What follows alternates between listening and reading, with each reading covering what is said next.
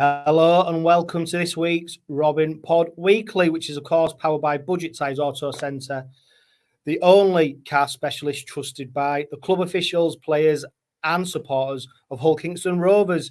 And first of all, an apology. If you're watching and listening to this, thank you for sticking with it. I know there's been a few sound issues over the last couple of weeks with the podcast. We're working on it. It should be resolved hopefully with this podcast. If not this one, definitely by the next one. So thank you for sticking with it.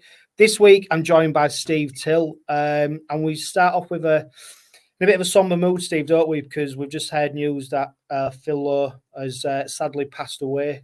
Phil, heritage number 703, made his debut for the Robins on the 3rd of April in 1967. He made 418 appearances over two spells with the Robins and scored 179 tries, 12 Great Britain appearances, which included a World Cup final victory. He won the Challenge Cup with the Robins, the Premiership and the Championship. He went on to serve the club as chairman and most recently, of course, as director. And he also enjoyed a successful career over in Australia, one of the few players to go across and make a real name for himself with Manly in 1974, winning the grand final whilst there. Steve, welcome to the Robin Pod. Of course, so it's bittersweet, I suppose, because it's very sad news what we start off with. Yeah, I'm old enough to remember his full career. And for me, he was the greatest forward that ever played for Rovers. You know, you'll never forget his long striding, bullocking runs that had the opposition backpedaling all the time. He was a wonderful, wonderful player and a wonderful man. And I'll never forget his career. I put him only second behind Roger as the greatest Rovers player.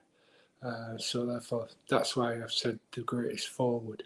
It was outstanding. It was huge, and he didn't have to play dirty. I think he got sent off once in his career, and I was at that game, and I remember the referee sending him off, and he hadn't done anything that warranted sending off. So he wasn't a dirty player. He was a tough, hard running forward who, like you say, went to Manly and he wowed them down there. You know, you could still go in. There's a pub in Sydney, in Manly, called the Steen, Steyne. And if you go in there and you talk to the old timers in there, and they loved Phil Lowe, and he was there with Mel Reilly, who was a great friend of his. And they held him in the highest esteem in Manly, and what going to Manly helps his career, believe it or not from the point of view of his career as such, but his style of play, because he didn't have the best defence. You know, he was a good long striding forward who knocked people off, but defensively he wasn't the best.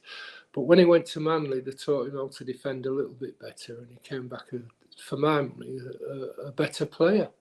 You know, I remember, I go back to 1967, Rovers played Australia and beat them 27-15, and the game goes down as one of the great games that Roger ever played, but it was also one of the great games that Phil played. I think he was 17, 1967, so he was born in 50, yeah, so he was 17.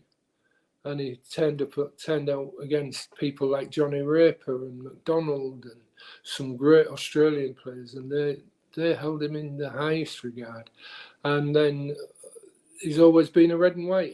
He spent time as coach at York for a while, I think, but a true red and white. People. You look at the video, I think Rovers have put a video out. It's such a shame that in those days there weren't that many films or videos of players, because his video would be outstanding. I remember going to Wembley in '73, played for Great Britain, Australia. There was only 10,000 in the ground at the old Wembley. It looked empty. But Great Britain played Australia. Australia had insisted in playing in London, so that's why the match took place at Wembley. And Lowe strode through. He scored 2 magnificent tries. And I think that's, one of the highlights of his career, that game, and he was just such a great player and a great man, lovely fella to talk to, always had a chat with everybody he met, willing to talk. I remember bumping into him coming home from Murrayfield. I think Rovers had been beaten 50-0 by St Helens that day, and stopped at the services at Newcastle, Washington services, and in walked Phil with Jed Dunn and Peter Johnson and Johnny Whiteley, and we sat and chatted that evening, at midnight, gone midnight, and he was always willing to talk and chat and look back. We all have to look back because we're all getting older, but when I look back at Phil's career, it's one of the best I've ever seen, and it was upsetting to hear that he'd passed. I knew he'd been ill. Most people knew he was ill, but it's still one of those memories. When you get to my age, mate, you look back and, there's a lot to look back on, and Phil will certainly be one of the highlights of my rugby league supporting days. Yeah, Steve, and unfortunately, a lot of people will be listening to this Robin pod and watching on YouTube, unfortunately won't have had the opportunity to watch Phil in full flight. I mean, videos and footage of rugby league pre-1980s is scarce and very rare indeed. And what type of player was he, Steve? Because from stories of other people recounting their memories of seeing him play, is he a player you could maybe liken him to in the modern day rugby league? That people could maybe. He'd have run riot in summer rugby. He would have run riot in summer rugby and the modern day game. He'd have fitted in perfectly. I don't know. I can't really compare him to anybody because I can't think of anybody in the modern game today that had that stride, that had that,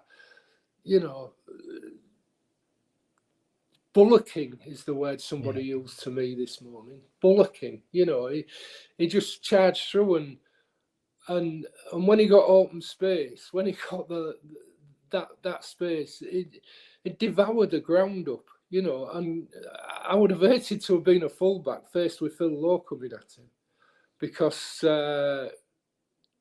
you're on a hide into nothing. And one player at Rovers who benefited from that was Steve Hartley. Lowe held quite a record. He was I think he was the highest scoring forward for Rovers, and I think he's in the top 6 try scorers. As is, I think there's only Steve Hartley and probably Roger. Yeah, that's right. Yeah, and it's thanks to Phil that Steve Hartley got his tries, a lot of his tries, and Steve would tell you that, it was just such a that going back in time, there was a player called Dick Huddart who played for St Helens, and he was a Cumbrian, and he was renowned for the same style of football. There was a guy, Bob Irving, as well, but Huddart was classed as one of the best second row forwards of all time. Well, Phil wouldn't have been far behind him. Huddart went over to play for St George, I think, in the Sydney League. Phil wouldn't have been far behind him at all,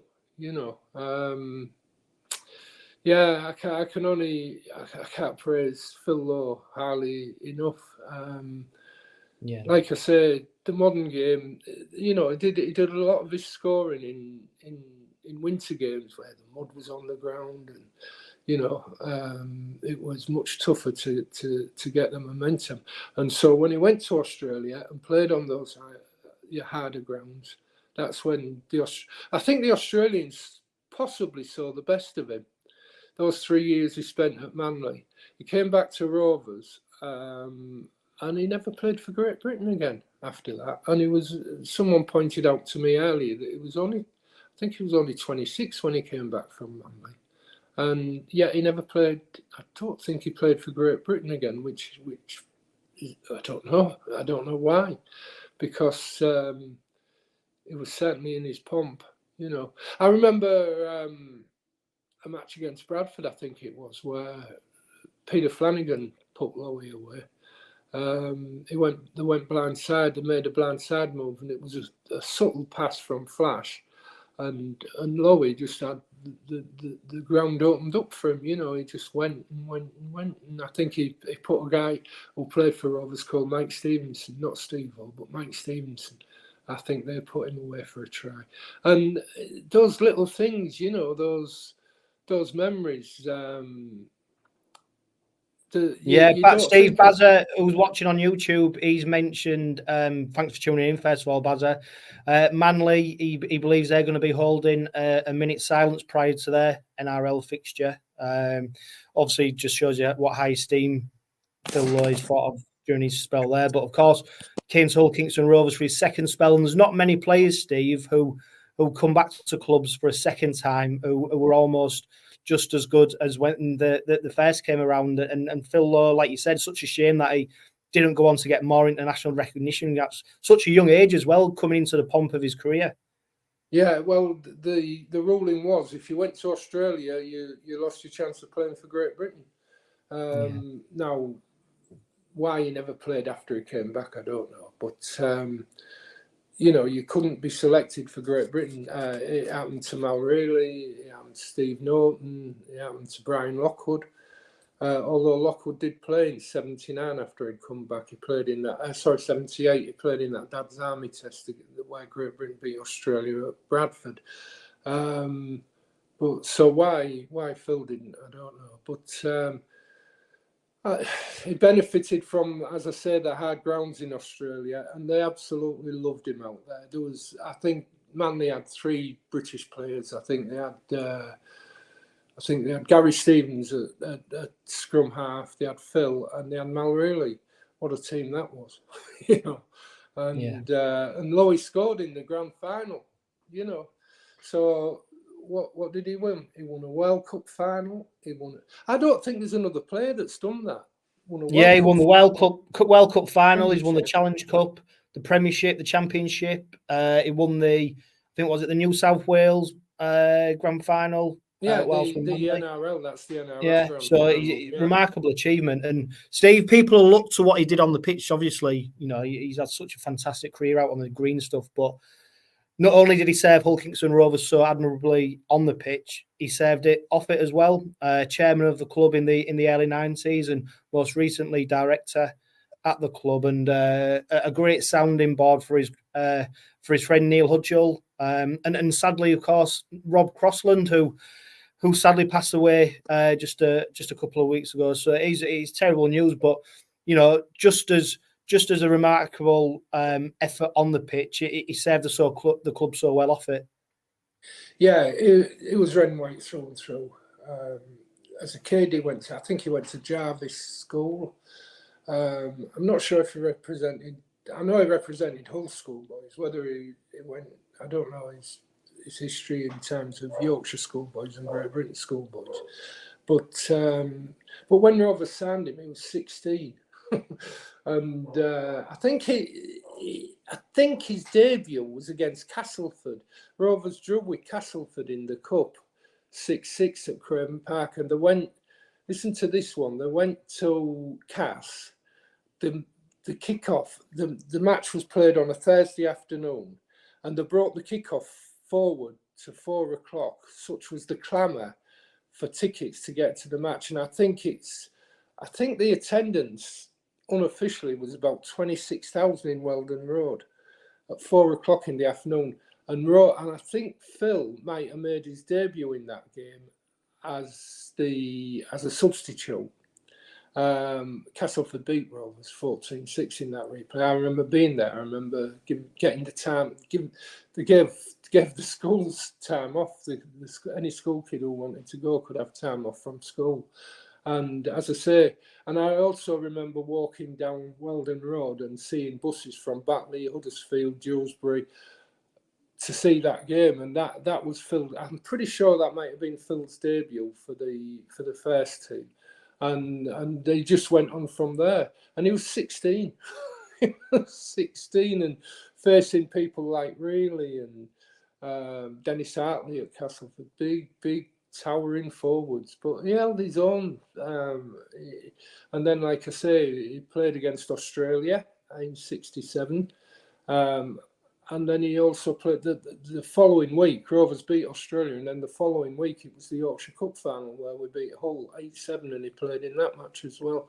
And from then on, he was always in the team. You know, how many appearances? 400 and odd. Yeah, 418 appearances over 2 spells. I mean, yeah. And then you take, and that's with 3 years out. How many matches would he have played? You know. Yeah. There aren't many players that have done that for one club.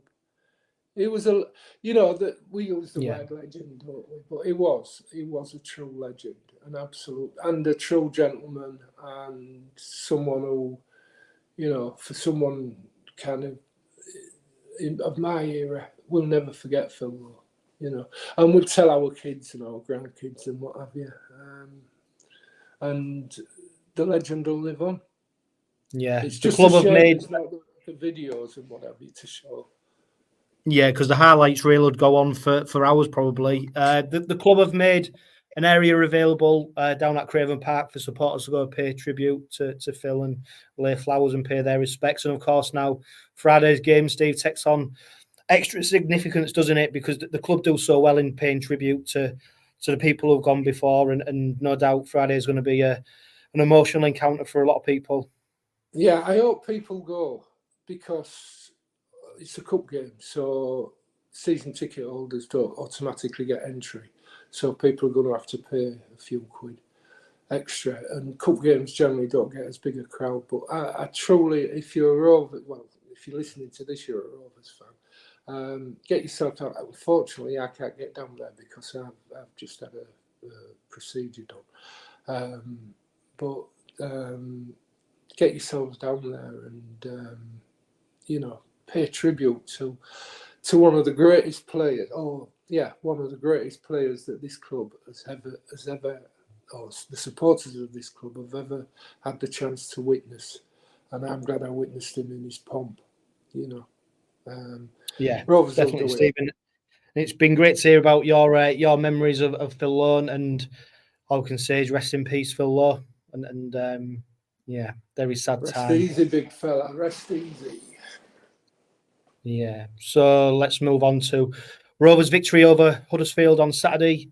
Steve, I don't know, would you put it up there as maybe the best performance of the season in terms of it being, well, it was almost an 80-minute performance, wasn't it? I'm sure Willie Peters won't be happy with them 2 late tries that the Robins conceded. But on the whole, it was, for me, it was a very dominant performance. And although the scoreline looks like the game was closer than what it was, for me, I thought Rovers were in total control. Yeah, I agree. And even those last 10 minutes, I'm going to bring a point on about that. They were dominant throughout. They were dominant. You'll know that I tipped Huddersfield to win because we have that little competition. And I genuinely thought Rovers, and it's based on past history at the ground, past Rovers' performances at the ground.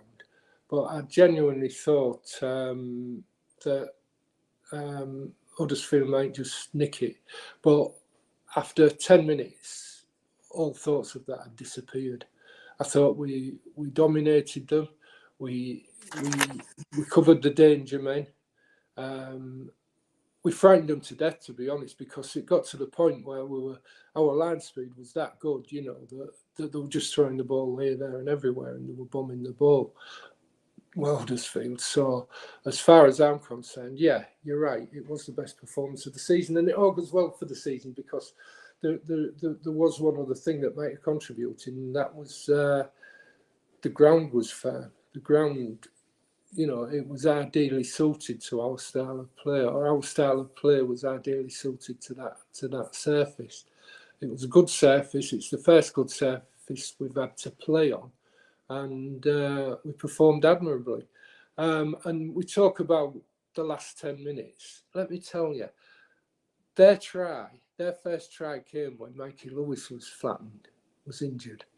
And so we were down to 12 men at that point. So that gap that everybody says, oh, they've created a gap. That gap was created when a certain Jake Connor did the dirty on Mikey Lewis, and I've no doubt I'm going to touch on it now. I thought that was a diabolical tackle. Not only did Connor lead with the elbow, and I can't believe that Sky didn't go back and show it again, and I can't believe it wasn't brought to the attention of the referee, because the referee would have stopped if he'd have seen a video of that. For a start, Connor goes in with the elbow on Mikey's face. All right, that happens. But then to kick out as well. There was a player got 3 matches for kicking out like that earlier in the season, wasn't there? Wasn't there a certain... 𝗬𝗂𝗍𝗲. I don't like mentioning the names, but yeah. You know. And had that been the first game of the season, Connor would be sitting on his backside for the next 3 or 4 games. That was a diabolical. And all through that match, Connor was chirruping at the referee non-stop. So why they put up with it, I don't know. But I thought it was diabolical, and he got a £250 fine. What's that all about? But going back, it was at that point that Rovers conceded the first try, and Adam Swift always scores against us, doesn't he? You know, Adam Swift got the second try. But I don't think it was as bad a last 10 minutes as some people think, because of the fact we were down to 12 men for part of it. And you know, our play was broke up by the fact that Mikey wasn't on the pitch. I've got to pay tribute to Mikey Lewis. I thought that was one of his best games defensively. I thought he had a magnificent game defensively. You know, it was Mikey in attack, but I thought he tackled pretty well throughout the game. And I think if I'd seen the team sheet before and the man got to Huddersfield, I think you'll know that for the past 3 weeks, at least, I've been suggesting that Evans go fullback and Nicol in the centre. And that's what it did, and it paid off. And I think it might pay off again and again and again this season. Yeah, well, let's talk about that lineup, Steve, because Willie Peters made a bold call, didn't he, in changing that whole right edge. We saw Burgess line up at winger, 𝗬𝗂𝗀𝗏 going into the centres, and also 𝗀𝗡𝗂𝗏𝗏 dropped to the interchange bench. Was it obviously it was the right call, wasn't it?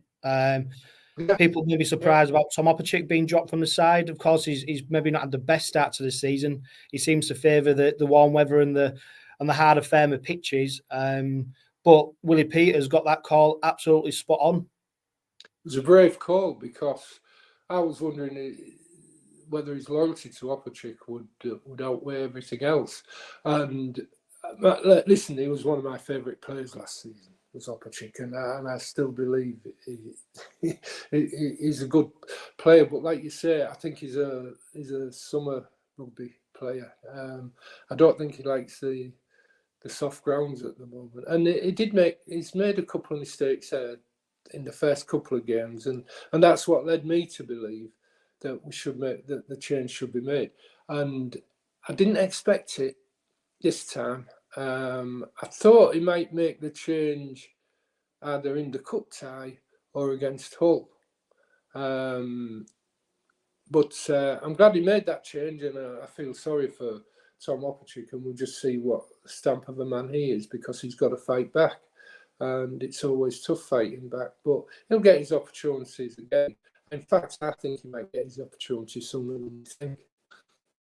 Yeah, and the consequence of that change was 2 tries for 𝗀𝗂𝗏𝗏, which of course though was preceded by 𝗦𝗢𝗍𝗆𝗆𝗏𝗏's 3 assists and 𝗦𝗢𝗍𝗆𝗏𝗏's. I just loved the way he seemed to glide through the opposition defence. You know, he's got soft hands. He's able just to. He just seems to go about his game with relative ease. You know, I think he oozes class for me. He just, and the assist for Hiku's second try, the way he glided round the Huddersfield defence, it was absolutely fantastic. And he is a different type of fullback to 𝗀𝗂𝗏𝗏. I think Willie Peters has already admitted that ภิku had the opportunity to stake a claim for the starting fullback role.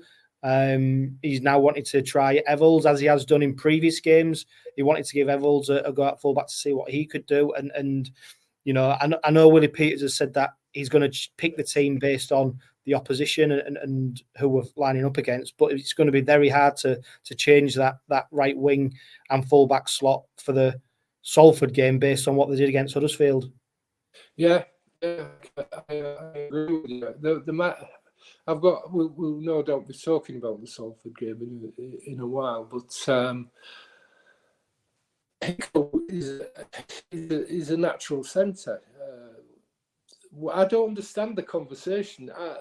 I think it was after 𝗂𝗂𝗡 had to retire, but I don't understand the conversation that suggested 𝗂𝗂𝗡 might play fullback. You know, when we signed the conversation to the signature, which Willie Peters obviously had, because you need in the modern game a kind of half-back fullback, if you see what I mean, an extra standoff, if you understand what I mean. The role of fullback now, I think the last really good old-style fullback I think Rovers had was Sean Briscoe, but since then you've need, as Lachlan Cope proved, you need a fullback who can kind of become an extra halfback who can link into the line and someone with that bit of extra fleet of foot, if you like, and we've got it now in 𝗦𝗢𝗋𝗋, yeah. Yeah, and what about the defence though, Steve? I mean, we're talking about the creativity, the tries scored, you know, the ball in hand, how it shifted and moved about. But that's on the back of a really solid defensive effort from the Robins, and it's something that we've seen since game one against that lot. I mean, leading the charge was Dean Hadley, who started the game at second row in place of 𝗂𝗂𝗡𝗂𝗧. He moved up to prop during the game as well. I think he did about 75 minutes, so absolutely outstanding effort from him. And it's not just the minutes on the pitch, it's what he contributes to the game whilst on the pitch.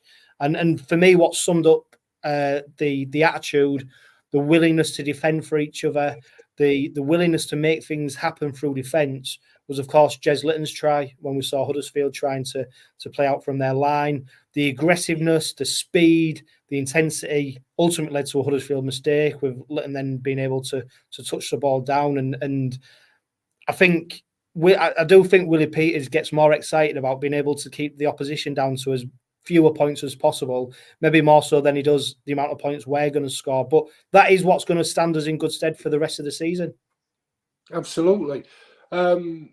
Yeah, I alluded to it earlier that we frightened. I don't mean physically frightened them, but they were making stupid passes because they were worried about our defence being so quick. You know, the defence was so quick, they were having to make decisions that they wouldn't have made against another team. And I likened it. I don't know if you saw the Salford Wigan match, but that last 5 minutes, crazy 5 minutes in that game. Wigan won that game by that kind of quick defensive line. I believe you should defend every 10 meters. Wherever you are on the pitch, you defend that 10-meter line. Okay, so if you look at the Wigan-Salford game, Wigan pushed, they tackled a player, I can't remember who it was, inside the field of play and tackled him into their in-goal area, which caused that dropout, which Sneyd did what he did. And Rovers have got to be like that Wigan team. Rovers have got to defend each 10-yard line as far as I'm concerned. And if you can get the upper hand in the opposition half, then you're going to win matches, aren't you? And I think they achieved a lot of that on Saturday. I think that's the style of rugby, that's the style of defence that Willie Peters wants, and I think they achieved it on Saturday, and that's what went a hell of a long way for us to get the 2 points from the game. Yeah, Man of Steel points. 3 points went to Tyrone May. 𝗫𝗏𝗡𝗋's got 2. 𝗬𝗂𝗡𝗏 picked up his first Man of Steel point. And then in the dream team this week was Jez Litton and 𝗬𝗂𝗡𝗏 on the back of his 2 tries. So some good recognition for them. Some, I suppose, disappointing news. We've already mentioned the Mikey Lewis injury on the back of Jake Connor's, I don't know, overzealousness in the tackle. Let's call it that. I'd call it a lot worse because I think he was a grub and I think he knew full well what he was doing. I think for the first time I used that word about him, total grub. Yeah. So do you know what? I think he's a player where the opposition players actually just look at him and laugh at him. Like, he has 0 impact on influencing the game, and he's not able to influence it through his playing ability because I think he's a bang average player. And he influences even less through his petulance, his almost arrogance in the way that he speaks to players and conducts himself. And you know what? Long may it continue, because whilst it benefits other teams and most importantly Hull Kingston Rovers, then yeah, long may it continue. So don't change, Jake Connor. You stay the same. Can you remember about 3 or 4 years ago when people were actually suggesting he might be the England fullback? And I used to say, what we're talking about here. And I think he did play for England at some point. But how can anybody have thought that he would be for a start, Sean Wayne wouldn't wear it, would he? He wouldn't wear that attitude that Connor's got. It'd kick him out. And like you said, long may it continue like that, because the only person he's hurting, the only person is upsetting his own teammates in a sense, but the only person he's hurting is himself. And why he continues playing the way he does, because he's not good enough to act like that. You look at Mikey Lewis. Mikey Lewis plays the game. I was so impressed with him last Saturday. I really was, because he never made a mistake in the tackle. He never went high.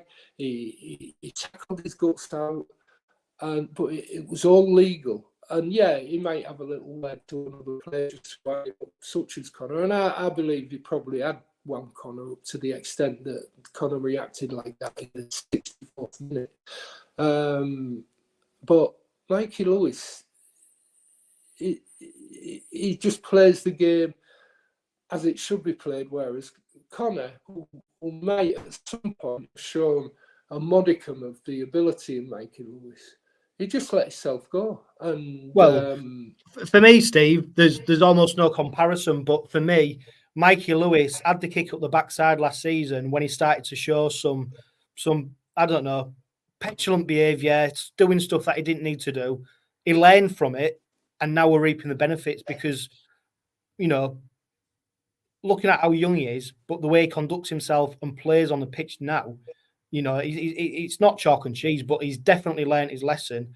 And he is one of the senior players within that side, which is remarkable when you consider he's still tender age. And I do think being part of the England setup has helped him, and the advice Shaun Wayne's passed on to him, and being around some of them other senior players within the England setup has taken him to that next level. And again, he looked so assured against Huddersfield, as did Tyrone May. And Tyrone May, I mean, he's a funny player to watch, isn't he? Because he almost plays the game with like as little effort as possible. But what he does do is effective. And he's another player that I love watching, because you don't know what you're going to get, but he's effortless in what he does as well. And he's got a good defense. He's not afraid to go in and do the hard stuff as well, with tackling. He's unbelievable. He plays as though he's got a dinner jacket on. And for me, it's almost looking lazy, but it's not lazy, if you see what I mean. No. He does it so easily. There's 3 May brothers, isn't there? And I think they're all pretty much the same. They're so laid back. I'm told that Tyrone May had a year-long game, didn't he, for some misdemeanour back in Australia. And I'm told that I heard in an interview that he studied rugby. All he did for that year was watch the game and look at how he could improve when he came back. So he watched all the plays, he watched videos, he watched matches to make a self-improvement for when he came back. And we've gained the benefit of that, I think. Yeah, definitely. Can I just say, going back, you gave the man of steel points. I can't believe Dean Hadley didn't get any points. I really can't. You've paid tribute to him earlier for his performance on Saturday, and you know, I think 𝗬𝗂𝗱𝗏𝗏 says it. He's a player that the rest of the players respect because of the hard yakking that he does, and I thought he had a magnificent game, an absolutely magnificent game last Saturday. Yeah, 100%, Steve. Right, so we move on. Salford up next in the Cup after 5 rounds of Super League. Rovers currently sit 6th in the table, but we embark on our Challenge Cup journey, of course, reached the final last season. And that was after defeating Salford in the quarterfinals of the Challenge Cup last year. They're up again at Craven Park on Friday night as we enter the 5th round. I caught up with Salford fan Paul Whiteside to get his views on Friday's game. Joining us next is Paul Whiteside from the Devil in the Detail podcast. I think your co-host, Paul. Salford this season, many people tipped to struggle, but I tell you what, they've proved a few of the doubters wrong so far, haven't they? A great victory against St Helens and then running Wigan so close. And I think many people would have look at the scoreline and think it was a convincing Wigan victory. And Salford really did run them close last time out, Paul. Yeah, they did. To be honest with you, we could have won all the games. We was unlucky at Leeds on that the opening night, to be honest with you. I mean, Leeds, you know, with Brodie Croft and Andy Ackers and the fanfare that they had at the start of the season, I went to that game thinking, we're going to get swamped here. But, you know, credit the lads. I thought they put a real good effort in and come up just short. The Wigan game, as you said, I think we came back really well and had Wigan sort of rocking in that game. And there's only a few decisions that we took, you know, the Sneed dropout, things like that, sort of went in Wigan's favour. And Wigan are a quality side, aren't they? When you give them half a chance, they'll take it. So the win at Saints was a good one. I think the spirit the lads have shown, particularly the win against 𝗀𝗂𝗧𝗏, we beat you guys at home, was a really good win on a foul night. So we made a very positive start to the season. And the squad's getting tested now. We've got a few lads out at the moment, a few injuries and whatever. It's a paper-thin squad, so we're probably going to run out of numbers, but we just keep going week in, week out, see where we end up. Yeah, I mean, particularly that Wigan game, I think, you know, you look at the stats, 55% possession, but a completion rate of 66%. I mean, against any team in Super League, you know, your completion rate's got to be much higher, hasn't it? Especially when you got so much of the ball. And I suppose that highlights probably where the game was maybe won and lost for Salford, just that they couldn't complete them sets when they needed to. Yeah, I think when you're playing a good side like Wigan, you've got to be squeaky clean. You can't afford to give them any sort of opportunities, really, can you? And the more possession you give to them, they'll just dominate you, won't they, and grind you down. So yeah, we made mistakes in that game. We weren't clinical enough. When we got in front there at 12-10, I think there was an opportunity for us to kick a penalty goal, and perhaps we should have done. But talking to a few supporters at the game, and they were saying that they don't want to change the way we play. We sort of play a very sort of off-the-cuff style and like a swashbuckling style of play, really. I mean, sometimes it's a bit of a nightmare for the coach and supporters, you know, nerve-wracking and that. But, I mean, it's entertaining, isn't it, I suppose? So it's a bit like Kevin Keegan, the way he's played at Newcastle. We'll score more than you sort of thing. But no, we'll see where it takes. It's been an exciting start to the season, no doubt. Yeah, and you know you're not going to finish anywhere near the bottom. So I suppose that style of rugby gives you a chance of pushing your way into the playoffs, doesn't it? It will come the end of the season. You've probably, with the squad you've got and the financial resources that are available, Paul Rowley's probably got to do something a little bit different to try and get you boys over the line. And who knows? Because there's more than one way of playing rugby league. And after 5 rounds of Super League, are you? I'm guessing you're happy with Salford. Are they on par for where you think they'd be, or are they probably performing a little bit better than where you thought they might be? I think they're performing better, mate, to be honest, because you look at last season, the games we won this season, we didn't win last season. We lost to you boys at home. We lost away to St Helens, so we picked up 2 wins there that we didn't get last season. So I think for me, looking at the table, I mean, I've watched quite a lot of games recently, and I look at the sides like Huddersfield, Hull FC, London, Warrington, yourselves.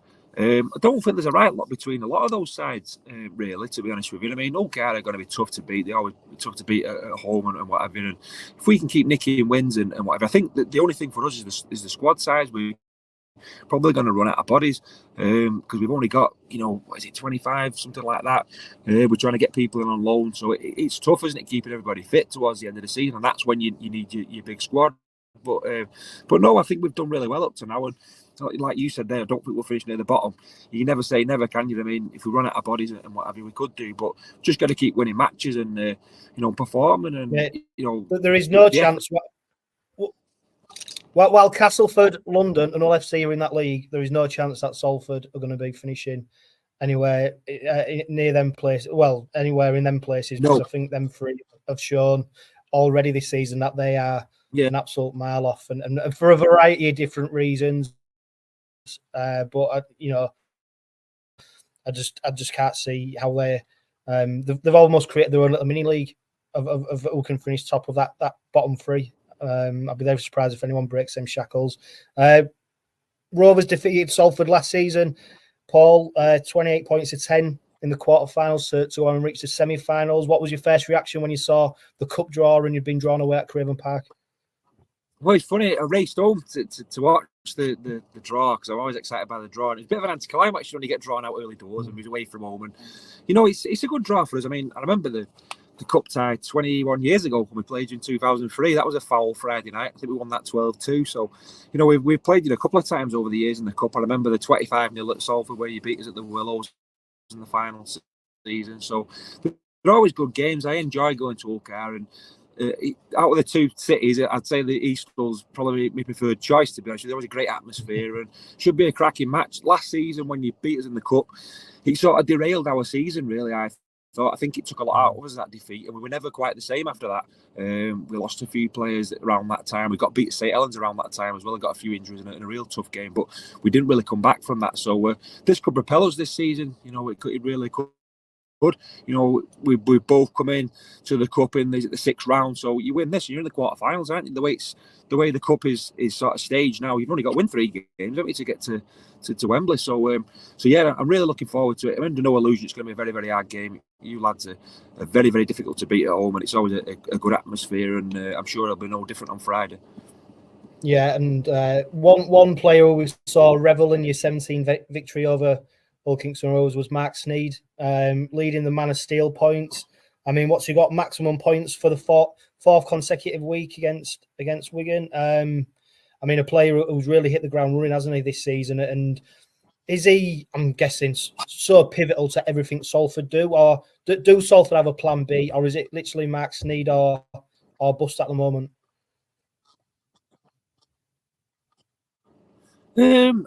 Yeah, I don't know, to be honest with you. I mean, yeah, at the moment it seemed that way, wasn't it? Because everything's coming off him. Like, he's playing a different role now, with 𝗏𝗏𝗏 gone.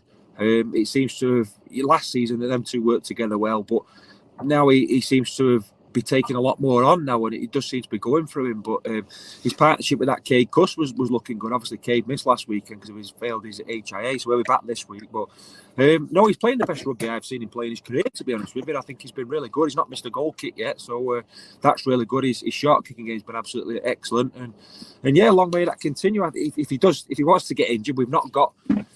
Also, we've got loads of options there, but we have got players that can fill in. I think our squad this season, there's a lot of players in there who are very, very useful.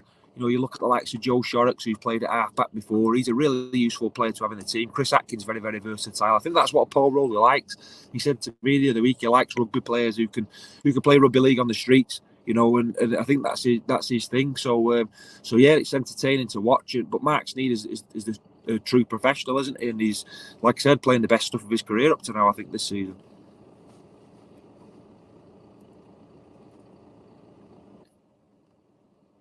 Yeah, he's certainly proved to be fantastic, hasn't he, Mark Sneyd? And so a couple of other players, Tim Laffey, Joe Shorrocks. I mean, it's not all on Sneyd, is it? Obviously, he does perform so well, but there's a couple of other star players who are certainly contributing to Salford's form this season.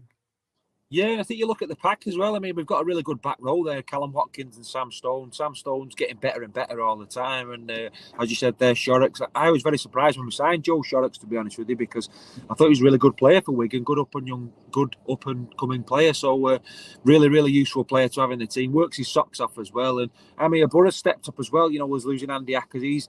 He's filling in really well at hooker and developing into a really good player, as you mentioned there.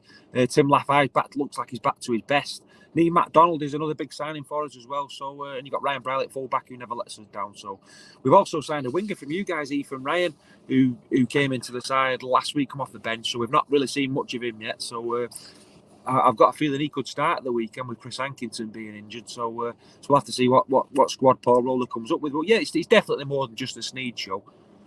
Yeah, it was interesting, that one, Ethan Ryan. I saw him on the bench. And what role did he play when he came on for Salford? He ended up going to fullback. We had to shuffle things round. He took 𝗬𝗔𝗃𝗏 off. We didn't have a hooker on the bench, so we brought Ryan on. He went to fullback, and I think Ryan Briley went to standoff, and Chris Atkin went to hooker. So we changed things round. So Ethan Ryan went to fullback. It looked a bit iffy under the eyeball at times, but he's been injured for a while, hasn't he? So it's going to take him a bit of time to come back. It looks like he's got a turn of pace though, so I would have thought he'd definitely be playing on the wing for us. So we could see him on the wing this weekend, I think. Yeah, and I suppose, like we've already mentioned there, Paul, in terms of squad depth, there's going to be an opportunity for rotation, is there? It's going to be the strongest available side that Paul Rowley is going to put out. Yeah, I think that's what tends to happen all week. He names sort of 21-man squad, sometimes a 20-man squad, and they're the players that are available, really. There's not much else after that. I think at the moment we've got Ben Ellywell out, Brad Singleton's out, Oliver Partington's out, Adam Sidlow's out. So there's sort of 4 or 5 out of your squad straight away. So yeah, it's not ideal, but there's no use moaning about it. You just got to get on with it, haven't you? And make the best of it, and that's what we've got to do. I was going to say, Paul, what do you think it is about Salford or the club or the setup they've got there that, despite the adversity, you know, like even the in-game adversity where you've got players switching positions, you know, obviously other teams would struggle under that, but yet Salford still seem to get through it, and not only get through it, but actually excel as well. You know, what do you think it is in the club that makes them do that? Well, it's not always been like that. I mean, I can think back at times when we were absolute garbage and, you know, losing 80, 90 points and, you know, in certain matches. Not that long ago either, actually. So I think the last few years, particularly under Ian Watson and then Paul Rowley as well, and Richard Marshall to a certain extent, I think the old sort of, there's definitely been a change in culture around the club, I think, and you know, real hard-working sort of thing, backs against the wall. I think Paul Rowley is that sort of coach, where it's us against the world sort of thing, and yeah, that's the way we try it. We try and play, but it's not, like I said, it's not always been like that. We've had some real poor teams, and we could write a book on some of the dreadful performances I've seen. But no, it's been a joy to watch last few years. You know, getting to the grand final and obviously going to the cup final and supporters not been able to go was a bit disappointing, but it's been a lot better over the last 4 or 5 years than the sort of in the 80s and then the 90s. Well, sort of the late 90s, early 2000s, we were terrible. So it has been better, and no, it's been good to see. I think with a bit of investment and a bigger squad, we could really challenge, but at the moment we're just a bit limited. Yeah, and I suppose the way the Challenge Cup's phased this season, you know, if you get through this round, you can almost put it to bed and then concentrate back on Super League before the quarterfinals of the Challenge Cup. Are you a fan of the Challenge Cup, Paul? I mean, it's something I enjoy, and I've seen people say it needs revamping and stuff like that. I don't know what's your opinion, because I think it'd be very difficult if Super League clubs came into the competition any earlier than where they are now, because you already see some blowout scorelines from Championship sides, and I don't know. I think the format's probably just about right now. Yeah, I mean, what do I think of Challenge Cup? It's the holy grail to me, mate. It's since being like 4 or 5 years old when I started watching rugby league, watching all like the Wembley videos that my dad used to have, and we used to rent them from the village video shop, the green boxes with the BBC on, and used to watch all the finals. And it was always disappointing because Salford were never in any of them, you know, through the 80s and the 90s. But it was something. Paul, is that because you couldn't quite reach the top shelf? Yeah, something like that. But no, we've been in any of those finals, and we got. My dad used to go every year with his friends and that right through the 70s and 80s, and watch all the finals, had all the programs as well, and it was just magical. And I used to dream like one day we'd walk out there in the sunshine. It always like the sun was shining at Wembley, and I've had, I have been to the odd final myself, watching it, and it's a great competition. It really is. And I think you're probably right when you say about the teams coming in at the stage they do now. We all want to see giant killings, but the way the game is now, you're probably not really going to see that. So, but if I had the choice of winning the Super League and winning the Challenge Cup, it'd be the Challenge Cup for me.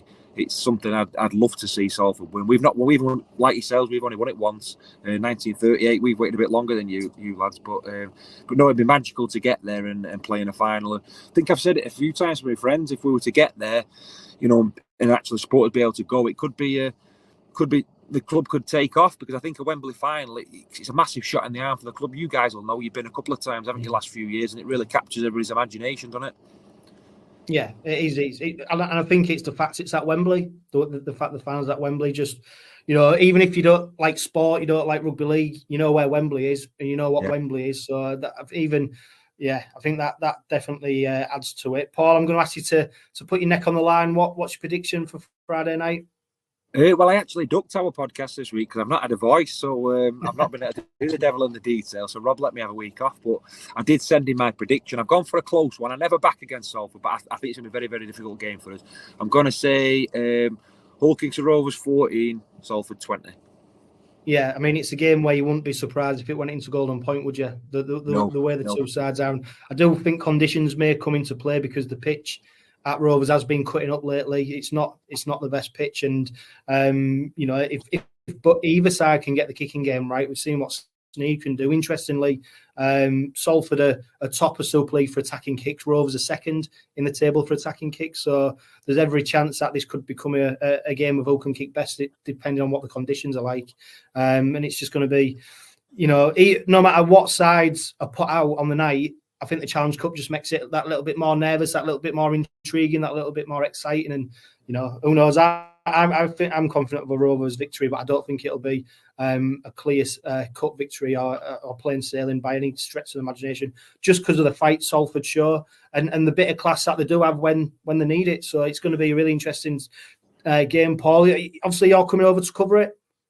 Yes, I'll be coming over. Yeah, I've got half a day at work. They let me have half a day, so I'll be up there setting off. I've got to pick my daughter from school and pick my dad up, and we'll be on our way up there to watch it. Yeah, I never miss, mate. I'll be coming. So really looking forward to it. Like I said before, I always enjoy coming to Hull, whether it be West Hull or East Hull. It's always a great day out. And Friday night's a bit tricky, but we organise it with work, and that'll do them a bit of a favour. I probably work a few hours Saturday morning to make me time back, but I'll definitely be there. And sounds like you lads might be watering the pitch and making the conditions a bit more difficult for us, but no, I'm looking forward to it. It should be a great game, mate.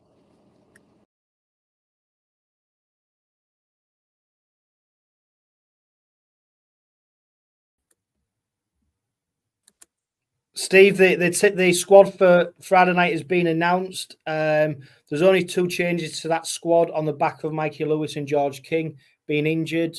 Lewis Senior and Rhys Butterworth coming to the squad. Probably as expected to bring them in. What change would you expect? Minimal changes to the start team, 13 and the 17-man squad. I've been trying to think about this. The fact that Butterworth's in, he made 50 tackles for London against Warrington last week, Rhys Butterworth. So he's put in a good performance last week. I can see three things. I've got three different scenarios. One, that he plays Butterworth and puts Jez in the halfbacks, Jez Litton. Two, here's one for you. Put Sickle at number 6 and brings 𝗀𝗧𝗏 back for one game. And I can't think what the third one was now. But I heard this morning the presser that Willie Peters put the press conference he did this week. And he actually said something. He said, talking about Hickle, he said he can play fullback, he can play centre, and he can play 5/8. And that made me think, would he possibly put him at half-back and bring 𝗕𝗂𝗧𝗏 back? I don't know. My gut feeling is that he'll put Butterworth on the bench and play Jez Litton at scrum half. Whatever we do, we've got to keep one man quiet, and that's Sneyd. And if we can keep Sneyd quiet, we can keep Salford quiet. But that's easier said than done. Yeah, I mean, I think the Huddersfield victory, Steve, shows me that it needs to be round square pegs in square. We don't need to be putting square pegs in round holes. I think 𝗍𝘆's retained his spot at fullback. Hickle's retained his place in the centres. I don't think we need to be making room for 𝗕𝗂𝗧𝗏. 𝗕𝗂𝗧𝗏 will get into that team on merit based on what he does in training. So I don't think that's necessarily needs to be done. So that's why I'd go with Litton in the halves. Willie Peters already said that he'd been in pre-season. Litton had trained in the halves. And he also, of course, he lined up for Robins in that position last season. I'd bring Butterworth into the squad. Parcells starting hooker, and then I'd go with a bench of Butterworth, Sue, Staunton and Luckley, with Hadley and Whitbread the starting props. I mean, Whitbread and Hadley are most likely to get through the most minutes during the game in terms of the forwards. So yeah, I think we just need to keep it as simple as possible. And don't forget, Steve, this is a game that Rovers cannot lose. You know, there is no second chance. We need to win this, and that's why I'd go with our strongest possible lineup, and I'd put the players in the positions that they play at best. Yeah, no, I can't disagree. I was just looking at options, that was all, and I agree. I said to you, Litton at scrum half, and I think one of the key areas is the bench. I looked at Salford's bench against Wigan, and 𝗀𝗲𝗏𝗀𝗀, you know, Foster, Wright, and Ryan. Well, Ryan went on he did play fullback, by the way. He did go on as a fullback. I think we've got a much stronger bench, and so if we keep, and I think Jez Litton would keep Mark Sneyd quiet, and I think if that happened, then we win the game.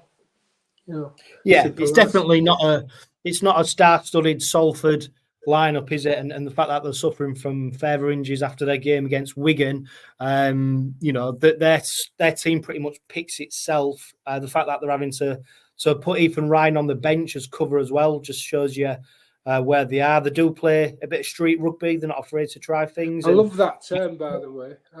I absolutely love that term. Play street rugby. Yeah, it was great, wasn't it? And then going back to the childhood down Crowell Street, using lampposts as try lines and stuff. Yeah, go on. Sorry. Yeah, no, you just can't take them for granted, though, can you? And that's one thing that Salford have got, is that if you're not on your game and you're showing some weaknesses, Salford have got the players to exploit that. And I am confident of a Rovers victory, but I think it'll be based on our defence and what I've seen from the Robins so far this season. We've got enough to shut them out. And yeah, if you are going to the game on Friday, make sure you're loud and proud. And of course, as we already mentioned at the start of the Robin pod this week, pay your respects to Phil Lowe, because he's a man, a player who deserves our utmost respect and admiration. So yeah, promises to be a somber night. For the people who are listening and watching, thanks for sticking with the Robin pod. I know there was a few sound issues during this recording. It is going to get ironed out. It will get better, I promise you. So thanks for sticking with it. The Robin pod is powered by Budget Ties Auto Centre, the only car specialist trusted by the clubs, players and supporters of Hull Kingston Rovers. Steve, thanks for coming on this week's Robin pod. But for now, live, love, laugh and be happy.